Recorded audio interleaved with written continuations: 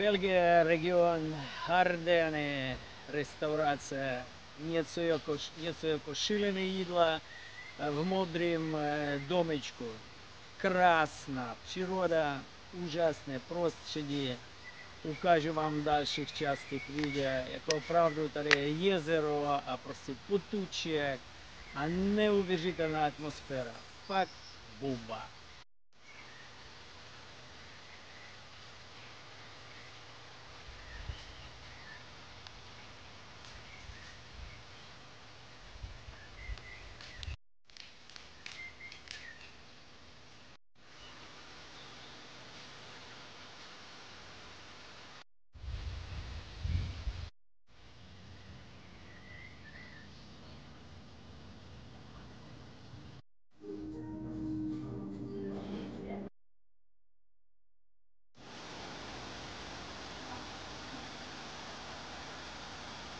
V oblasti Lucemburg je takový vyhlášený pokrm, struh plněný šunkou.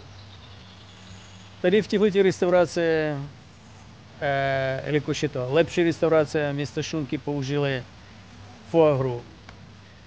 Musím říct, že neměl jsem odvahu to sníst, protože je to hodně zvláštní. Jinak všechno bylo naprosto skvělé.